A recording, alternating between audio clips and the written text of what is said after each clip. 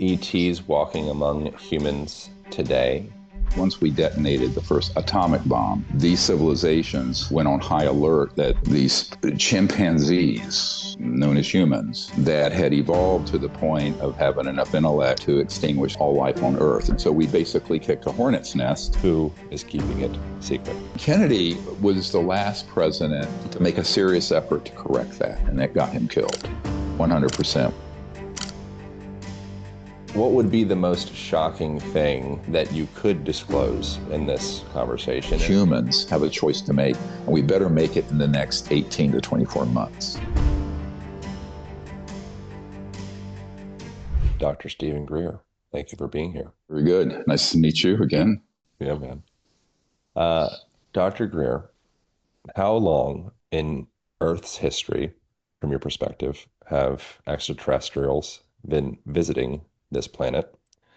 Why has it been kept secret, and who is keeping it secret? These various civilizations have been visiting the Earth since before Homo sapiens were here. So in other words, they predate Homo sapiens, humans. And they were of two types. One were ones that were hundreds of thousands of years old that were non-human in origin and were the remnants of visitations going back before recorded history. And the others were of civilizations on Earth that were early human-like civilizations, not extraterrestrial, that were more advanced than we are now, for which we have virtually no record because we have very little information before about 5 to 10,000 years ago. So there's a lot in there.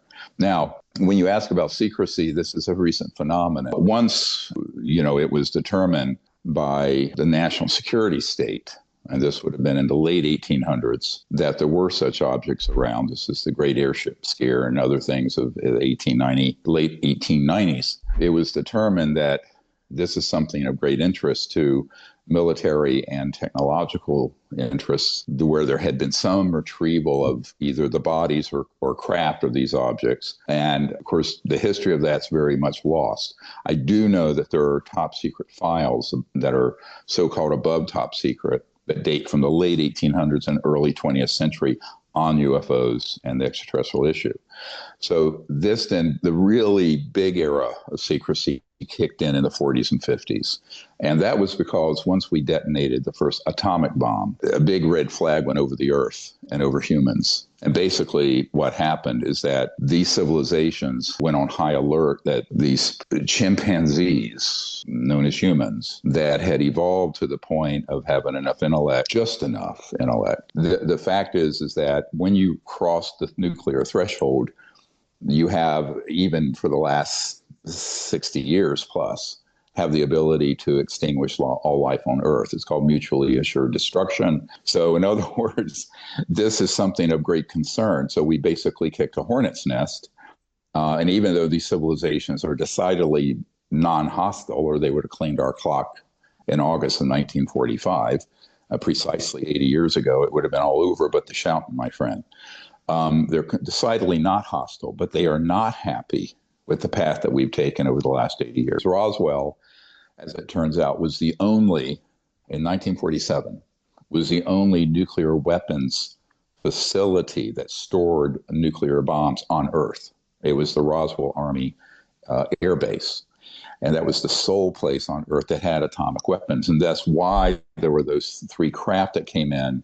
But what happened is that, and we have an FBI memo to J. Edgar Hoover that explains this. That's in our archive, the Disclosure Project Intelligence Archive, which we've spent about $500,000 putting together in the last couple of years, and now everybody can see all this online.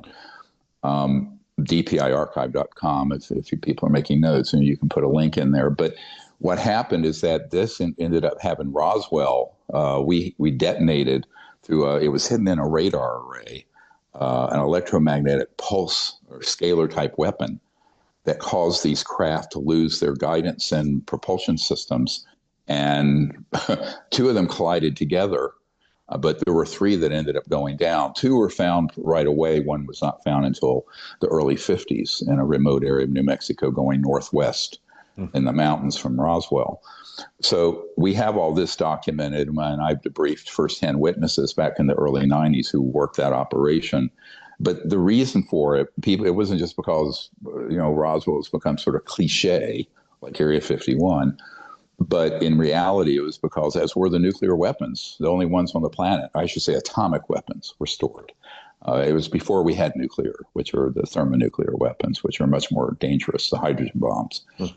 And so that's how that evolved. So the ETs became very concerned, but this caused a reaction by the national security state of, well, my God, these are here and they're here trying to stop us from developing these weapons and slow down the pace, because the ETs were trying to slow down nuclear Armageddon, but our military and national security state wanted to go full speed ahead in the superpower competition with the Soviet Union.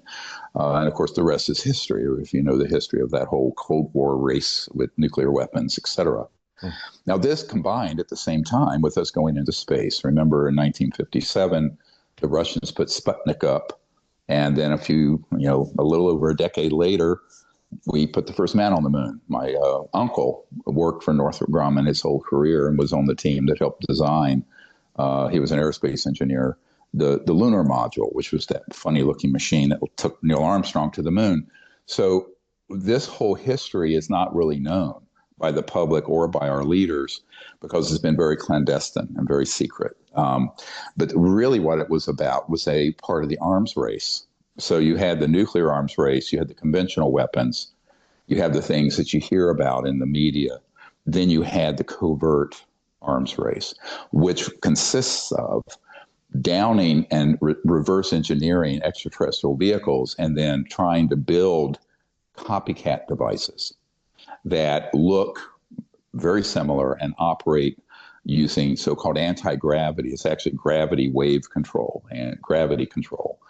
And that's why most of the UFOs people see are, in fact, from Northrop Grumman, Lockheed Skunk Works, Raytheon, et cetera. They're not of extraterrestrial origin. I'd say maybe 10 or 20% of them are ET now. Most of the ones people see, and they have no idea that this is the case, are actually ours. And those have been used since the late 1950s in all manner of skullduggery. Things such as abductions, staged alien mutilations, psychological warfare operations, all manner of clandestine and criminal activity, including human trafficking, drug running, et cetera. So now this has all been turned over to federal law enforcement in the United States by my team. And we now have debriefed over 750 whistleblowers. And I'm turning over the top tier of those that are still living over to the investigatory committees in the House and the Senate, but also to the White House and to the people in law enforcement federally. So that's it in a nutshell. But the secrecy evolved mainly because we wanted to know how these things worked, and we didn't want anyone else to know how they worked. And once they discovered the technology behind them, they realized, well, we have to master this and be preeminent. But the organization that was doing that legally under Truman and in the early years of Eisenhower decided to subvert the rule of law and go outside the system. In other words, that organization and collective of what Eisenhower called military industrial complex folks working in this particular area of national security and science decided to subvert the Constitution here and elsewhere and create their own entity.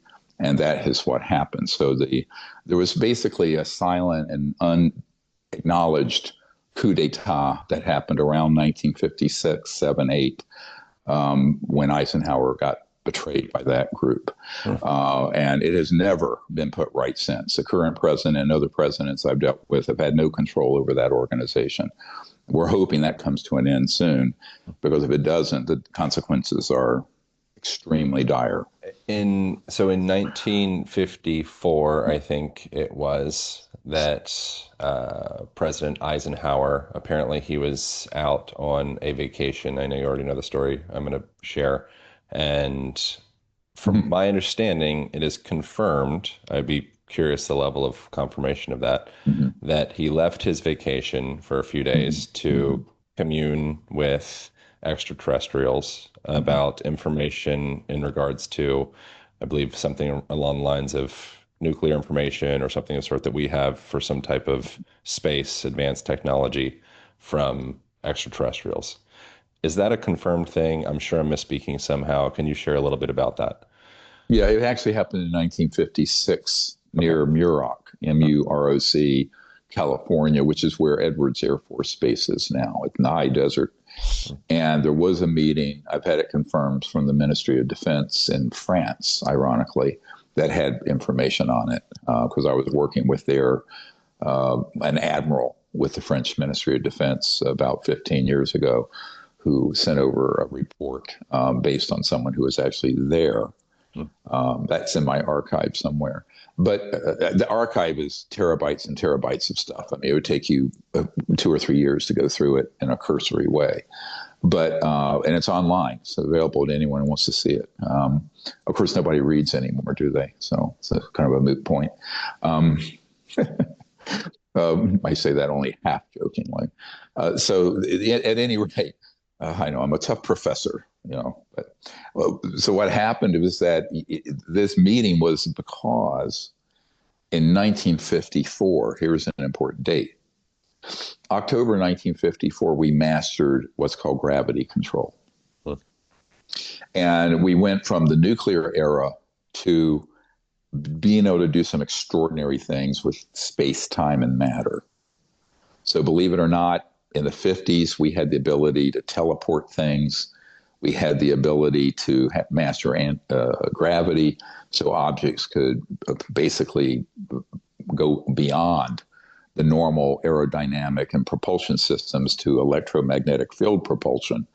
And that all happened. And of course, the ETs were very concerned because while they don't want to interfere or be at all aggressive, because they're not, they also knew that you had a bunch of sociopaths, and some of them are psychopaths, who had reverse engineered extraterrestrial technologies enough that they were able to then combine that and go out and increasingly be a threat in space. So before we landed on the moon, believe it or not, it's true, we went out with a covert man-made UFOs. Those are actually there's a artist's illustration of three of them that were in a hangar for a covert air show in 1988 at Norton Air Force Base in California. And we have someone who was there who gave full testimony about being there at that event. And the three that you see there in 88, were actually built in the late 50s, early 60s. Because inside the avionics, let's call it, were from the Mercury era, the Mercury capsule. But they had been all through the solar system. They weren't interstellar. They weren't at that level, but they could go out and all around and had been out and back. So we have had man-made UFOs since the late 50s. So the ETs were very concerned that we were not only pushing from atomic weapons to thermonuclear ones when we detonated the first atomic bomb in 1952, hydrogen bomb. They also knew that we were going very quickly, covertly, into these technologies that could eventually be a threat to other worlds and to other people. Mm. So now we escalated from being a threat to ourselves to being a threat to others, while also being sort of insane, as a bunch of unstable primates. Mm. Humans are a very dangerous species. And there are many beautiful things about humans, but there's this other end of it, right? If you doubt it, look at the human history and all the wars and what's going on right now. We're on the brink of another risk of nuclear war with Ukraine, Russia, and Europe and the United States. So this is looked at very there's a great deal of concern about this. So that existed in the 50s. And so there was an outreach, and the ETs did meet apparently with Eisenhower and some of his people, and they were suggesting, the ETs, that we stop the nuclear arms race, become peaceful as a people. And the new technologies that had been discovered would give us a world without oil, gas, coal. Poverty would be eliminated in 15 to 20 years. And Eisenhower was inclined to go along with that. The military industrialists, who are tied in the keyword corporate industrialists, didn't want that because it would terminate Standard Oil. It would, which is ExxonMobil, it was, the Standard Oil. It would terminate public utilities. It would terminate nuclear power. It would terminate solar and wind. It would terminate hydroelectric. Everything that runs the planet today that existed in the 50s would be redundant, obsolete, like a old Royal typewriter or a horse and buggy before the Model T. So I think that there was this really critical point where we made some very bad choices. Eisenhower was old and he was tired after having been a five-star general in World War II. He trusted people who betrayed him. And the result was this military-industrial cabal ran with this, and he got blocked from controlling the projects. I know people who worked with him. They're now dead. But if you look at our witnesses and the testimony of Stephen Levkin, who was a lawyer, but at the time was in the White House Signal Corps communications in the late 50s until Eisenhower left office, he said that Eisenhower had been pushed aside and didn't control the matter. Kennedy was the last president to make a serious effort to correct that, and that got him killed. 100%. We know this is why he was killed. Fact. It's not a speculation. But the issue then becomes, if you have a group of people with technologies that are way more advanced than a B-2 stealth bomber, and they pretty much run as their own entity, that organization between the late 50s and now you were talking, almost 70 years, has immense power and corrupt power that trumps, no pun intended, that the power of the White House or Congress or any other country. So this is not a conspiracy theory, it's fact. And the good news is there are members of Congress now and people in law enforcement at a federal level, very high, who now know that is the case. And they are trying to get it corrected. Is the same, I have so many questions, is the same group or agency who assassinated Kennedy successfully, are they the same group or agency that attempted to assassinate Trump? That I don't know. I had my own, when it happened, I actually saw it live. And I immediately You were there for Kennedy? No. When Trump was in Buffalo, when that happened, I had the TV on, saw it. You'd have been very young for the Kennedy thing, but I guess you were around. I was 8 years old. Yeah, you were around. Yeah. In '63 when that happened, I was 8. Yeah. Interestingly, it was about the same time I saw The Craft. Interesting. Yeah, that summer. How does someone, this is a kind of a nickel question, I apologize, but I'm curious, how do extraterrestrials go about contacting the President of the United States? I don't know what the logistics were that were set up. And for Eisenhower, to my knowledge, there has not been any serious attempt by a president since then to do that. We're working on that. It needs to happen. But it has to happen. Here's the problem.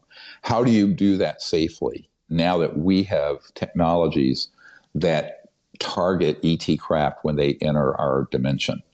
So when they come out of, say, transdimensional space-time, we can get into this in a moment, and they become 3D, they are immediately detected, and they are immediately targeted, and they are often downed with these very high-powered quantum potential weapons that are faster than the speed of light, involving scalar and electromagnetic pulses.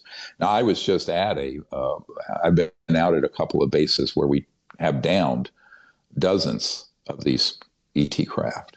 Hmm. And I've had one of the senior operators take me in his chopper over the classified areas and have shown us the technologies that are used to down these craft. That information has been turned over to the White House and law enforcement, and also the Senate Intelligence and Armed Services and the House Oversight Committee, because I have the video and the photos of these facilities. And if you go to our archive, you'll see we have a map that shows where these bases are and where the underground openings are, because the really important assets are all underground, right?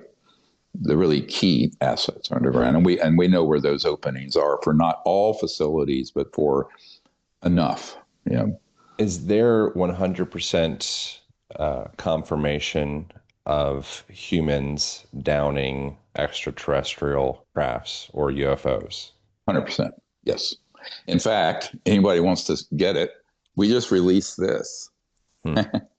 And this book has got dozens of cases with named, none of them are anonymous, named witnesses of the downing and retrieval of ET craft. The only ones that are not named are some of the new whistleblowers that do not want to be known publicly, that are been handed over to investigators at a federal level whose information is in there. And all of these cases are illustrated. There's the testimony and the synopsis. So what you have is on one page, you'll have, for example, an image. You know, you'll have an image on one page, and then you'll have the text on the other. And the purpose of this was to have something that someone could flip through. You get a hardcover or paperback from our site. If you go to drstephengreer.com, you can find that. But those cases are rock solid, and so yeah, it has been proven. Now, getting your hands on that equipment, now that's another matter. We are advising a strike team, the guys who've been special forces, who have separated from the military, who are preparing to go to these sites and retrieve these objects when they get the green light to do so. I have no official standing. I'm a private civilian, but I'm a private civilian who, I'll say this, is not very modest, knows way more about this subject than the President of the United States or the Congress ever will. They don't have time to go into that kind of depth. But I've agreed to advise and give all the information I have to these folks who seriously want to create a correction to this terrible problem that evolved from the 50s onward. And then also, eventually, we hope the technologies that can be safely released would give us a civilization without any poverty or pollution. Now, people, if you want to see a summary of that, a couple years ago, we released a documentary called The Lost Century, and you can see it on Amazon Prime and Tubi and all the sites. And it documents 100 years. That's what we call it, the lost century, of lost technology and human evolution because of the sequestration and suppression of these advanced technologies that would replace everything we're using, right? So imagine, you know, if you had something that's the size of that book that would fit in a closet in your house that would generate all the energy you needed for your home, not tied to the grid, and with zero pollution and zero cost. That is not a utopian pipe dream. Those technologies exist.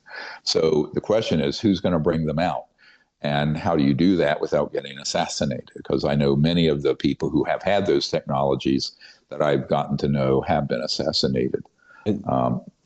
Is there confirmed technology that we are using today that comes from extraterrestrials? And what is the Secrecy Act of 1951? And how does that relate to Right, today's right. experience? Yeah, I was on Patrick David's podcast, and he's in Fort Lauderdale, where Billy Carson, Yeah. and he asked to talk about this. Here's what happened. About the time that we realized that these technologies would be disruptive to the status quo of the power elite, right? The real oligarchs that run the planet, way above the pay grade of a president or a Congress. That those corrupt enterprises ram through a number of provisions. one of which was the ability to seize and put national security orders on technologies they deemed of significance to the national security.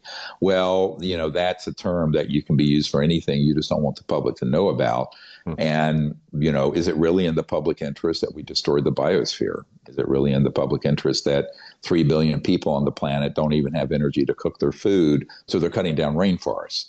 No, it is not in the public interest. It's in the interest of the mega hundreds of trillions of dollars in assets that certain organizations control. We're not talking about billions here. We're talking about hundreds of trillions or quadrillions that are at stake. Hmm. So when you start talking about that kind of asset value, let's say, and money and power and geopolitical power, now you're getting into some really difficult issues, extremely difficult. So those issues were a problem in the 50s and they're a problem in 2025.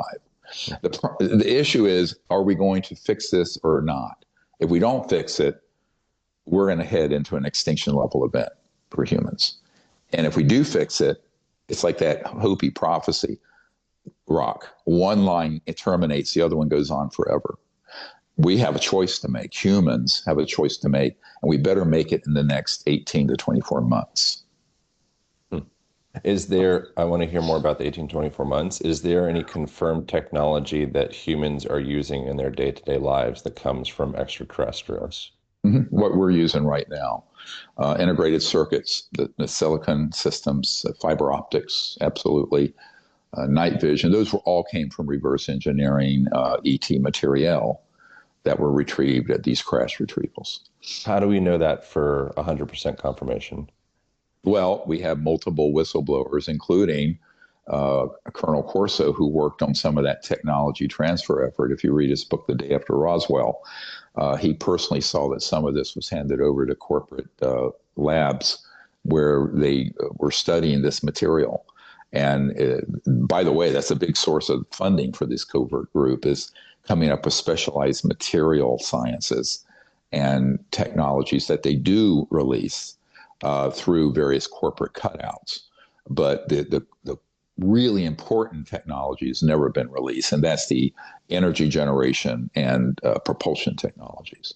Now, I think the propulsion technologies should not be released yet, because if they were, you could have any terrorist anywhere in the world reconfigure a rocket to fly with this technology, and you could get something from Mogadishu to downtown DC in about 3 minutes. So that is an obvious problem. Now the difference is that the energy generation systems that could sit on a table or in your closet or in the hood of your car would run your car, and you wouldn't be like a Tesla car. I call that a fake Tesla. A real Tesla would never be plugged into the coal-fired and gas-fired power grid. Right. All Tesla cars manufactured by the company called Tesla are actually a misdirect fake Tesla. Because in 1920, Nikola Tesla had a car with a little antenna on it, pulling this energy in, and had a little battery, and it was running around. And this is documented. It's in the Lost Century. It's also in our archive, a picture of it. And what he had, but J.P. Morgan told Nikola Tesla, if I can't put a meter on it, it ain't going to come out. Forget it. So that's why we call this the lost century. There's a century of lost human evolution and development because of the industrial oligarchs for 100 years have not wanted this science out. Now, people say, well, wouldn't that make a big industry? I say, yeah, it would. And it would be a tide that would lift off ships all over the world. And, Africa, developing countries that are very impoverished, that don't even have electric grids, wouldn't need an electric grid. It's like the cell phone bypassing, linear phone lines. This would be like power plants at each village or each town. But the issue is that means that within a 15-year period, we would never need oil or centralized utilities or power companies. And look at the financial market cap of all of that. Yeah. It's in the hundreds of trillions or quadrillions of dollars. So what has happened is that the mistake made 100 years ago has gotten compounded and compounded. And then in the modern era, where we then reverse engineered ET technology, they allowed out things that they could monetize. right? That are okay to release, but they kept secret the things that would actually give us a sustainable and I think peaceful civilization. But the longer you wait, it's like your house is leaking, right? With a roof leak, and you ignore it. And year after year, you ignore it till eventually the damn thing falls in. So we have ignored this problem and kicked the can down the road for 100 years. And look at what the costs are. 8 billion people living with the same technology, essentially, that we had in the late 1800s for energy, oil, gas, coal, blah, blah, blah. The only thing new was nuclear. You know, it was in the mid 40s. So, okay, I'll give you 80 years. So we're all using 80 to 100-year-old technology. You know, windmills were predated the modern era. Solar, I have the biggest solar farm by law I can have in Virginia. It won't run this house I'm in. Hmm. I mean, it's a joke. It's never going to run 8 billion people's energy needs. These new, what are called 0 point or quantum vacuum technologies would run the world with no pollution at zero cost.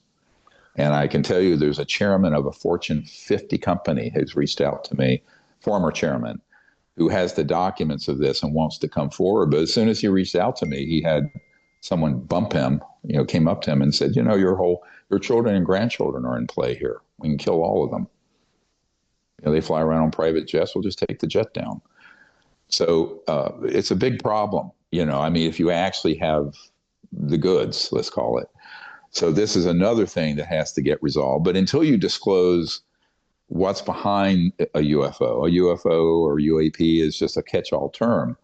By the way, this is definitional. There are three things that are actually UAPs or UFOs: the man-made ones, the extraterrestrial ones, and the misidentification of extra-dimensional or interdimensional beings that are not from other star systems, right? Which had nothing to do with ETs at all.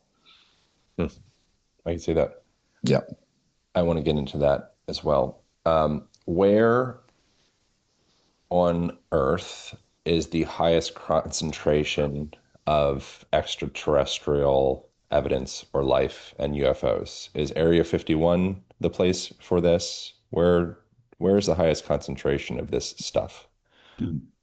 Well, your question was talking about actual ETs. That's not there. But in terms of the evidence, no, the Area 51 is nowhere near as important as the Lockheed Skunk Works facilities and the remote sites out in the desert, the Dugway Proving Grounds. There's half a dozen places more important than Area 51.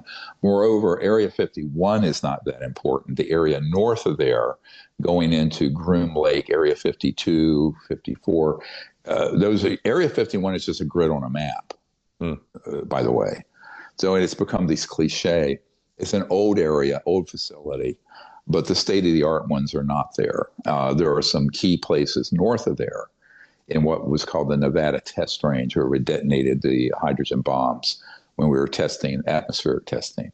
And we know where those places are, and we know what's kept there and what's operational. Same thing with the areas that are out in the high desert, in the Mojave Desert out near Edwards Air Force, what we call the Edwards Complex, which is in our map, and a description of all of these facilities are in our archive.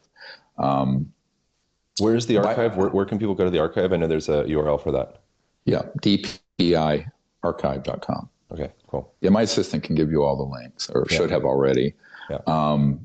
And the other thing we're doing a new documentary that we're crowdfunding. If people can help support it, we have an $800,000 goal, and we're going to release a documentary that we hope this fall. That will be an update of all of this. It's going to be the ultimate disclosure documentary that we're working on right now. Amazing. Mm-hmm. What would be the most surprising, history shifting discoveries that could be found in some of these undisclosed locations? Well, they're not undisclosed anymore, at least anyone who wants to look at our material, but they're unacknowledged. Yeah. By the way, people should look at the documentary Unacknowledged. which we released a few years ago. Bill Clinton was once being asked about all this with some celebrities, and he was in a limousine with a couple guys I know. And he said, well, if you want to know about this, I really was never to get to the bottom of it. Look at this documentary called Unacknowledged. Now, Unacknowledged, I named that documentary after the first word in Unacknowledged Special Access Project, or USAP. And those are the top secret programs that are not acknowledged, that are black. And then there's an illegal category of those that deal with UFOs. There are illegal unacknowledged projects that the president and the Congress Gang of Eight know about.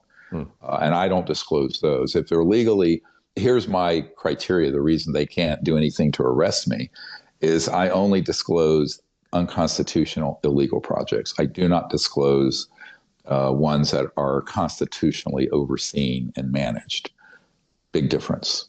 Now, that's the policy I've had since I first briefed President Clinton's CIA director in 1993 after he was elected, the first year of his term. I was flown up as a young doctor from North Carolina to brief the sitting CIA director, which was a terrible experience, actually. But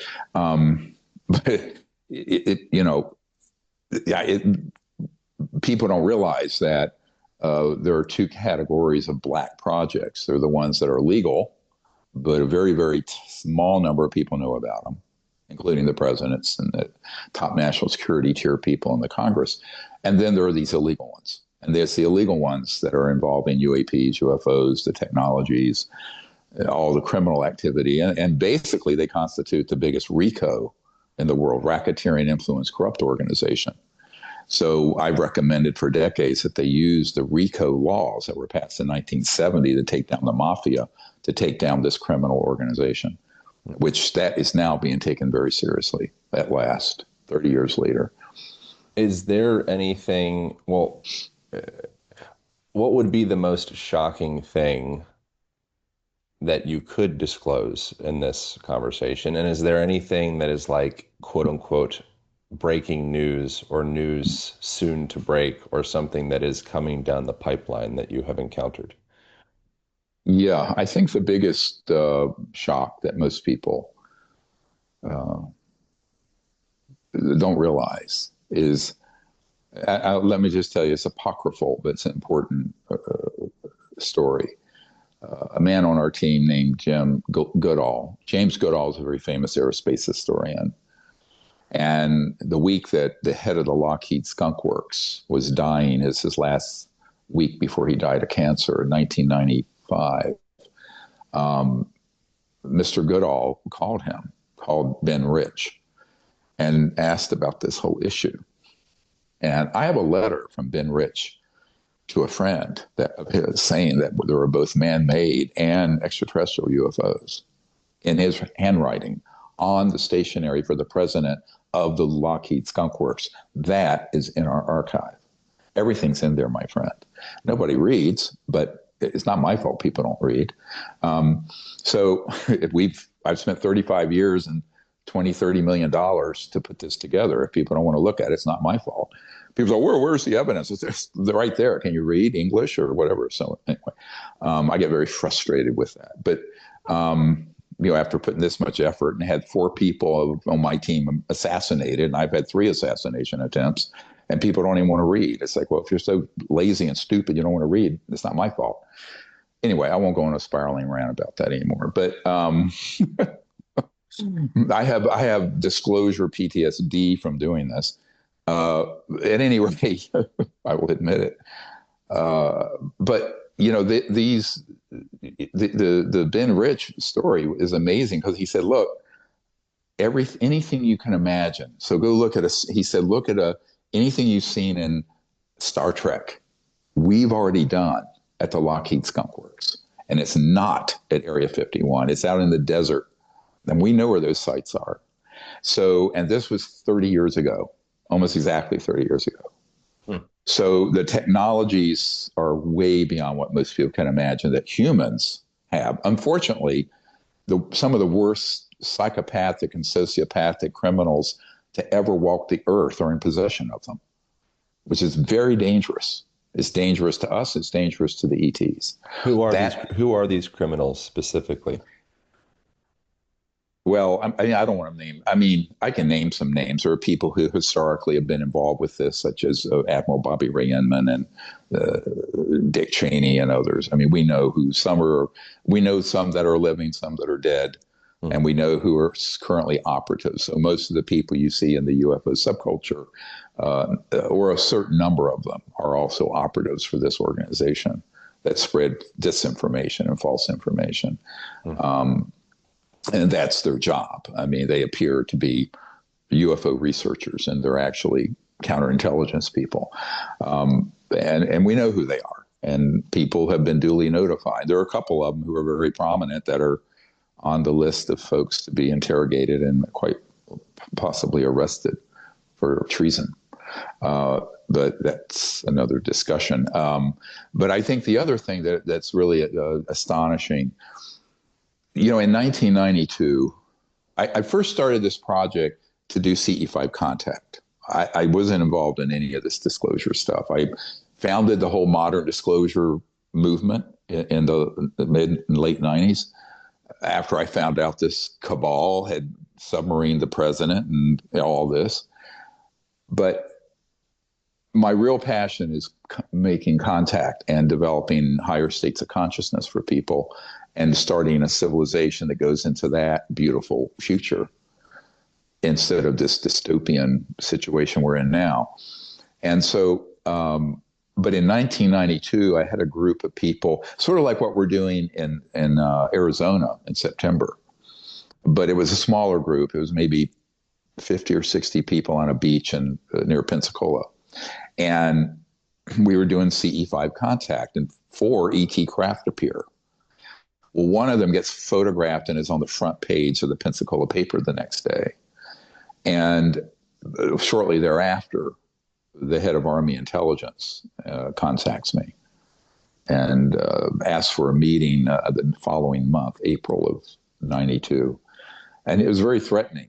And he said, "What the hell do you think you're doing?"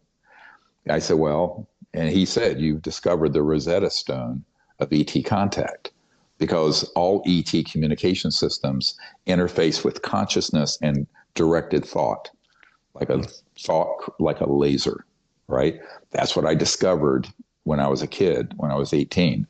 So, and then I set it up, this whole system, the whole CE5 contact app, which, people like Aaron Rodgers, he has that and has practiced that. That creates the ability to make contact. And he didn't want that. The General Stubblebine, his name was General Albert Stubblebine III. And then the following month, after he expressed his displeasure, he had a CIA and a National Security Agency guy there with him when he met with me. He offered me the following month $2 billion if I would stop what I was doing and join his little clique of goose-stepping fascists. And I said, "No, thanks. I'm not interested." But it was a serious offer of $2 billion. And that was in $1992.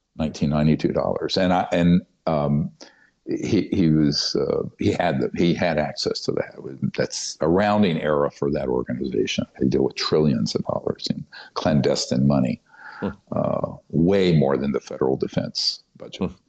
So I said, "Look, I am not going to get off the path I'm on for no amount of threat and no amount of money."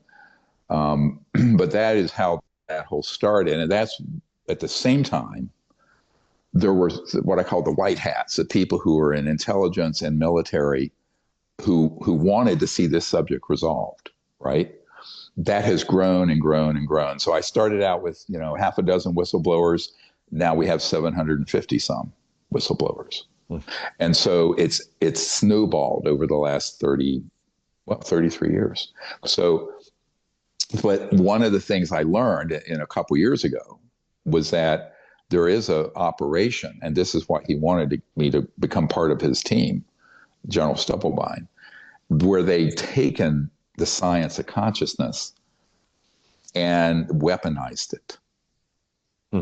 So what they've done is that they have what are called psionic or P3 operators that will basically they are become instruments of their controllers, humans that then use these people who have been trained using drugs and various electronics to be able to, in consciousness, lock on to the guidance systems of an ET craft and kind of lure it or bring it over an area and then hit it with an electromagnetic and scalar weapon. Now, I have been at 2 facilities where that's being done actively. And so this sounds like science fiction. It isn't.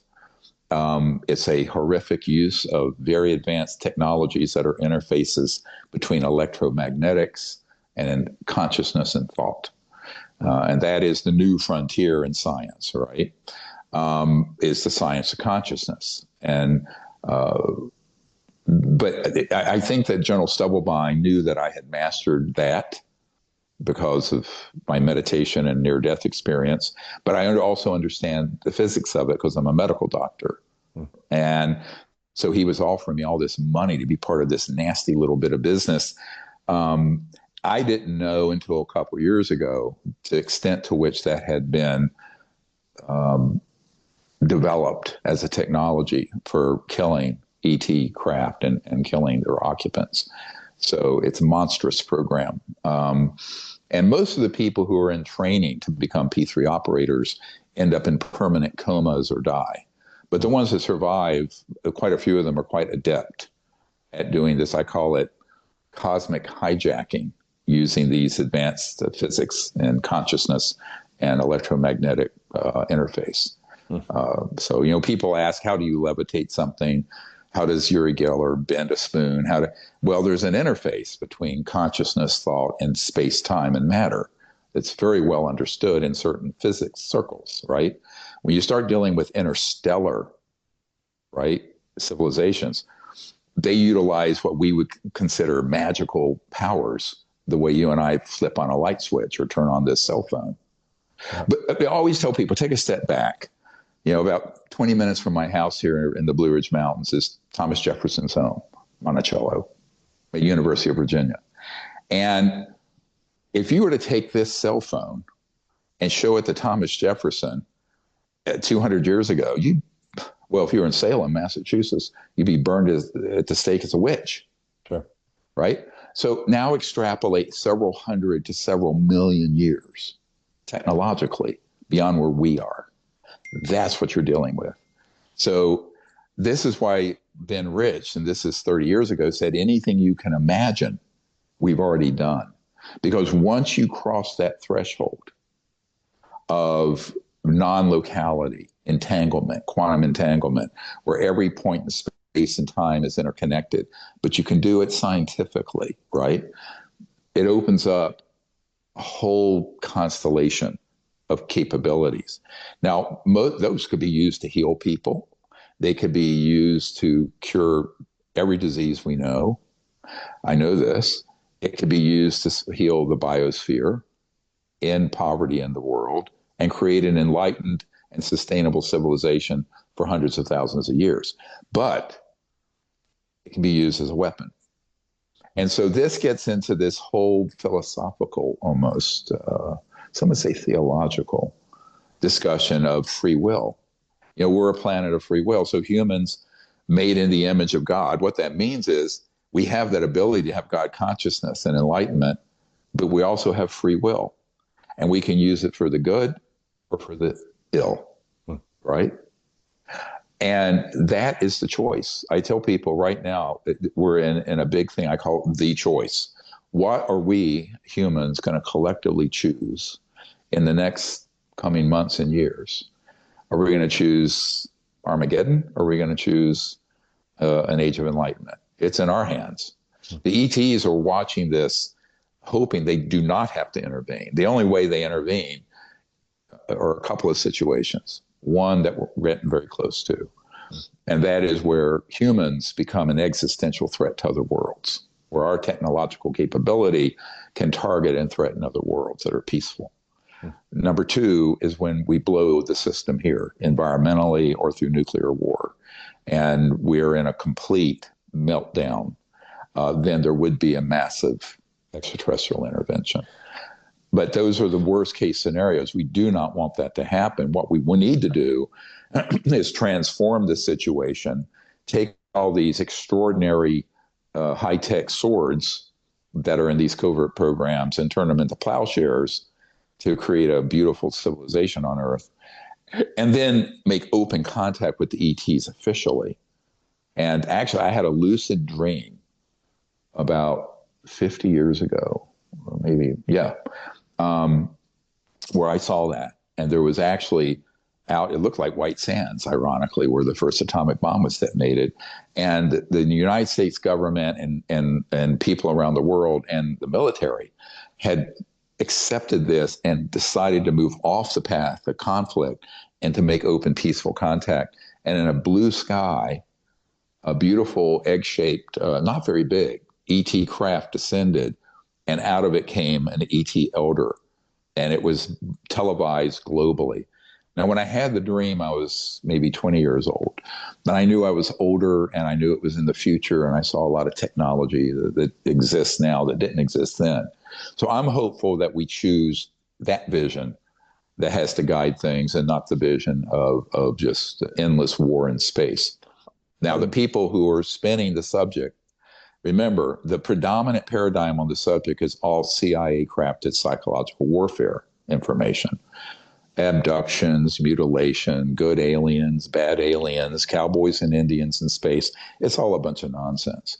So I would say I'm the biggest skeptic you'll ever meet about 99% of everything dealing with UFOs. Because in my early days of this, I had people who came to me who were operational on teams that were conducting the abductions using man-made UFOs and electronic warfare systems and chemicals and whatnot. And so, I mean, I think that what passes as what most people think is the real UFO ET story is a false mythology created by a very compartmented operation at the agency, CIA. Are there ETs walking among humans today? Oh, well, some people claim that. I think what happens more likely is that they may appear and disappear for select instances, but I don't think they're just like living amongst us and going to the mall buying, frozen yogurt for dessert, or whatever. I mean, that's, a lot of people say that. What I've experienced is that they can appear, and they can appear in a very similar human form and be around for a period of time. But I don't think they're just now. Are there ETs living in the earth and under the water? Yes. But most of the time, when the covert programs linked to these clandestine military and corporate operations detect that, they go and destroy those facilities. How do you know there's ETs living in the earth or in the ocean or places of this sort? How do you confirm that? By people who have actually targeted them or been present when they've, emerged. And then, we know a number of places where this has happened. I wonder if some of what's being found in South America is an activation of some of that, because you look at this boogosphere that recently came out that I took a member of Congress to look at this spherical object. There's going to be a whole part of this new documentary about this. And it's about this big and weighs 10.1 kilos. But when it landed the first time, it only weighed 2 kilos. So it changed its mass, everything. We're doing some scientific studies on it to figure out if the material and metal is of Earth or extraterrestrial origin. And we're also going to try to get some carbon-14 dating on it. But those tests are pending. We haven't gotten those done yet. But I do think it's most likely not human, but it's old. It's very ancient. And so there are some accounts of people seeing ETs that are in certain areas down in South America and other places that emerge, and also under the water. We know that off of Guam, where the Marianas Trench is, we have a Coast Guard whistleblower who apparently one of the craft coming out of that deep area of the ocean was targeted and was downed, and they lost track of it, and it was caught in a fishing net of a Japanese trawler, And this particular whistleblower, his testimony's in our archive also, was there when they retrieved it, and he was one of the few people who actually touched and handled the thing. The surface is so hard, even with a piece of metal, or he couldn't scratch it, nothing. They're extremely exotic materials that these craft are made out of. So, and there's been many reports of certain areas of the ocean where they emerge and come in and out. Now, the big problem now is because our technology from the Lockheed Skunk Works and Raytheon and Northrop Grumman, they're so advanced that even the people I know on retrieval teams say you can scarcely tell the difference between a man-made one and an ET one, because we have 80 years, right, of scientific development and reverse engineering involving, I will say, the smartest scientists I have ever met are the scientists working in that area. They're not at Harvard or MIT, I can assure you. And they are working in these programs. They get plucked out of high school and college. And they also have spent, we estimate, between 8 and 12 trillion dollars over the decades doing this, most of it embezzled black budget funding. So that's another area of criminal investigation, is the embezzlement of vast sums of the Treasury into these covert programs, and that is being looked at. Do you believe that as human consciousness evolves and shifts, we will open ourselves up or close ourselves down to extraterrestrial, multidimensional beings? Well, I think it's happening now. I mean, we have now, gosh, we have millions of people who've been doing CE5 contact. We get reports from all over the world from people doing it. I think that what we're trying to do, and this is why what we're doing in September is important. If you create a mass contact event, it doesn't matter what you see. In the conscious field, it affects everyone on the planet.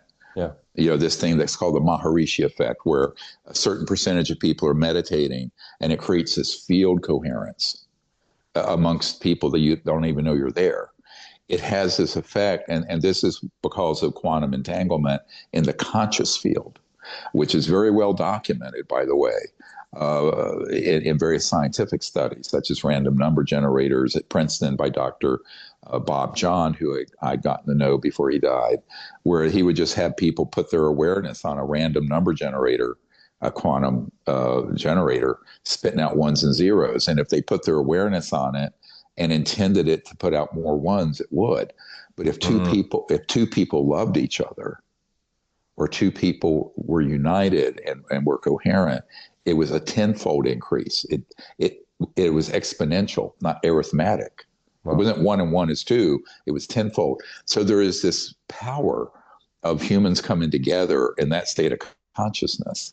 And this is what excites me the most. And that's why I tell people I have to do all this stuff. I've moved into an orbit that's very disturbing personally for me, with military and clandestine operations and spooks and politicians and God knows what all, which is the least favorite thing I have to do. What I love the most is doing the work with CE5 contact and teaching people meditation and higher states of consciousness and how to apply that to a peaceful relationship. So I think that movement is going right now. Yeah. The question is, does it become something that becomes acknowledged by the whole world? It is getting acknowledged by some of the whistleblowers. I mean, there's one that came out recently, Jake Barber, who acknowledged that the foundation of all of this is in this science of consciousness. Although his operations were as a retrieval and transport specialist out at these black sites where they were downing the craft using P3 operators. I think popularity of podcasts like this and conversations like this are an example of it. And I'm personally experiencing that, where it seems like, the algorithm goes towards conversations, towards things like this. People are interested. And it makes me question and wonder if perhaps all of this information, in the I think maybe it was 80s, you probably know when it was, there was the CIA was conducting a thing called the Gateway Process, I believe, where they were studying and observing altered states of consciousness using a particular type of frequency. It's kind of like binaural beats And essentially, the concept was that the world is a hologram, and you can access all of the information, and you can remote Right. view, and you can do all these things Correct. through your consciousness. Right. And it makes me question and be curious if perhaps all of this is happening presently, now and Mm-hmm. forever, and in the past and the future, and it's just a matter of us tuning into whatever it is that we tune into. But it's always there, It's always there. and collectively consciousness kind of moves, and it has a certain level of inertia, Mm-hmm. and then things start to open up, and things maybe get a little funny, a little wild for a while. But Mm-hmm. it's actually this manifestation or creation of the Mm-hmm. zeitgeist of consciousness that is humanity. Right. And it is because, all of reality is a conscious quantum hologram, meaning that every point is connected to every other, not just materially, but in all dimensions. And the ultimate singularity is actually the pure consciousness Correct. field consciousness. And what I tell people is that you're awake right now, I'm awake, and we're two unique individuals. And no two individuals are alike, not even identical twins. However, the consciousness itself, not what we're conscious of, but the consciousness itself is an infinite and eternal, because it's infinite because it's not bound by space, and it's eternal because it goes beyond time. So this is where, when you understand the nature, and this is why the meditative state is so important, and you go into a deep state of quiet meditation, you can connect to that field consciousness and see remote places, but also remote times.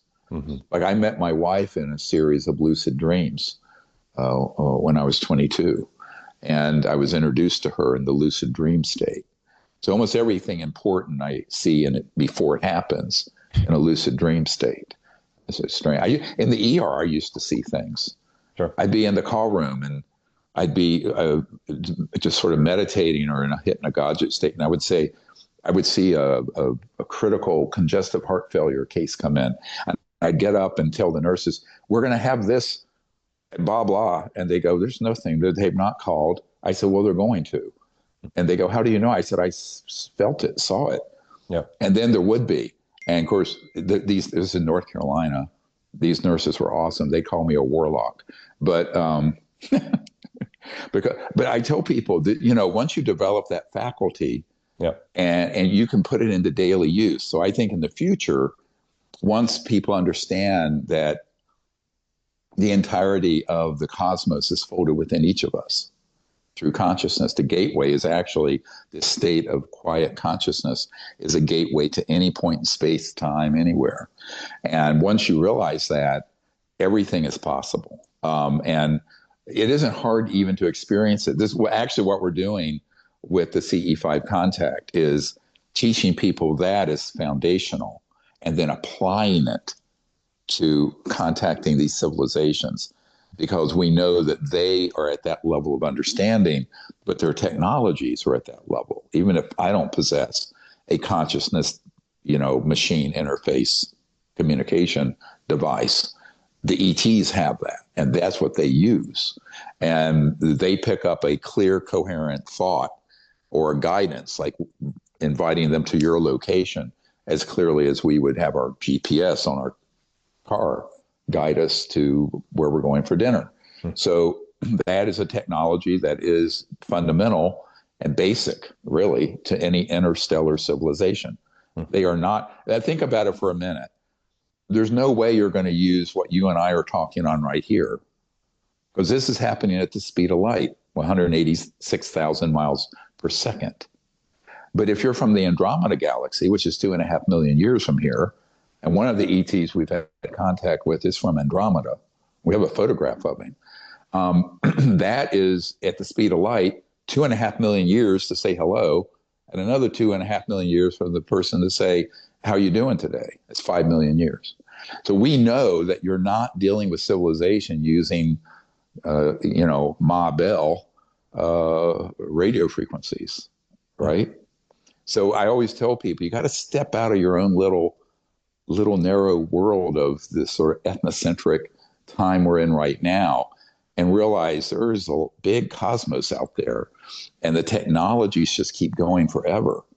And the big action of the future I think the next 1,000 years on Earth, the big sciences are going to all be related to the science of consciousness I and agree. its applications. That's Yeah. the big, that's the big wave. And part of that will be extraterrestrial in realization because those civilizations have come this way before us or they couldn't have gotten here. And they understand this. I mean, they understand what I'm talking about here as well as you and I talk about how to turn on our phones and call somebody. Hmm. That's what I think. Man, I really enjoyed this conversation. I appreciate you allowing the build up to of the material into the kind of metaphysical aspects. I've heard you say that we have had preparation for a staged uh, extraterrestrial UFO attack for the last 60 odd years. Yep. Is that true? How do we confirm that? And why would the government, if it would be a government thing, do that in the first place? Well, the government of the United States wouldn't. The secret government would, and people conflate the two. This is basic to understanding this. There are two governments.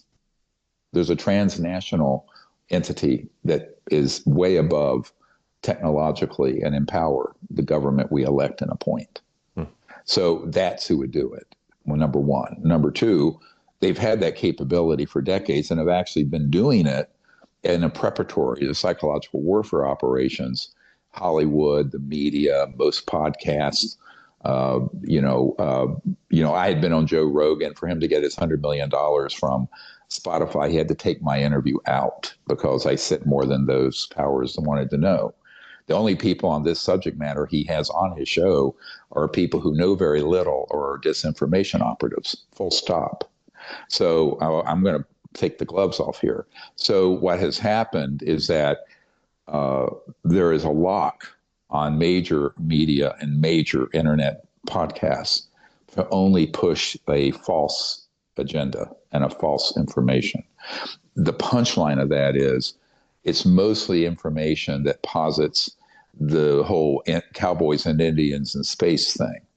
And that, as Werner von Braun, who invented the rocket afraid of Hitler, warned on his deathbed from his assistant, who's on our team, Carol Rosin, told us this, that they were planning to hoax an alien attack. But to do that, they had to prepare people with all this psychological warfare disinformation. So they started hoaxing ET contact events that people generally call abductions and mutilations and things like this. And those are CIA psychological warfare operations. And we know this to be a fact because we have whistleblowers and documents and people who have confirmed it. So this is another problem. Most of ufology, if there is such a thing, I don't think there is myth, fiction, and counterintelligence disinformation. So picking your way through that was my biggest challenge when I first started getting involved with this. And it's most people's challenge because the dominant information. So let's just say that foundation's already been laid, right? The only question is, will they pull the trigger on an event where it looks like an attack? They certainly can. This is one of the reasons why I'm advising this strike team to get stood up as soon as possible and defang that monster, basically neutralize that capability. But it would be have to be a global operation to defang it. And that's what we're recommending to key national security and law enforcement people. Luckily, it's now being taken very seriously. Believe it or not, what I just told you is, and I can't say more than that, but I will tell you that I'm in virtually daily communication with people at that level, and that is going forward. And I think there are some big surprises coming up. It needs to get resolved in the next 6 to 18, maybe 24 months. Because if it doesn't, I think these dystopian agendas are going to unfold. The matter is going to get disclosed. The question is it going to be disclosed in a way that leads to a future that's peaceful and abundant and enlightened, or a future that's catastrophic? And I think this is really a stark choice that we have to make. And I would suggest people move heaven and earth right now to make the former happen, a time of universal peace. My motto for the organization is one universe, one people, moving towards an era of universal peace. And Nice. the foundation of us being a unified people on Earth and in space is understanding the singularity of consciousness. So that's foundational Hmm. to everything that we're doing, in my opinion. Do you believe we will make open contact with extraterrestrials in the next when? If you had to pick a date, a time frame, Well, or our organization already has. And you but can see, openly, this is something where it's like, oh yeah, of course, ETs, like duh, it's a part of life. yeah, I think it's going to happen in the next couple of years. Yeah, I do. Cool. And I hope it happens within the framework of the vision I shared of something very peaceful and unifying and Yeah. not something terrifying, right? We need to close out this era of endless war and open an era of endless universal peace. And actually, there's only one survivable future for humans, and Hmm. that's a peaceful one. Because when you understand what these technologies are capable of that are way far beyond nuclear, you can't have a world within the consciousness of hate and division. It has to be a unified, but not a unified superficially, but at a deep level. I would almost say that it's, without saying it's not religious, but it's deeply spiritual realization that has to happen. Amazing. Thank you so much. Thank you. It's great, good meeting you. I Right. really enjoyed this Right. conversation. So if people want to Thank go you. deeper into your work, what is the best places to point people? Well, you can go to drstephengreer.com. If you want to go through the archive and have the patience to go through a vast amount of information, it's dpiarchive.com. And then I have all my social media. I have a YouTube channel with several hundred videos. And I think people wanting to learn about consciousness and how to remote view and make contact should get the CE5 Contact app. That's what it's called, CE5 Contact. Awesome. And you can get it on any of the app stores. Awesome. Cool. All Thank you. righty. Thank you. I appreciate you. Thank you all for tuning in. That is it. That is all. I'll see you next week. Thank you guys so much for watching. If you enjoyed that episode, you might also enjoy this episode over here, as well as this one over here. Thank you for subscribing. Appreciate you. I'll see you in the next video.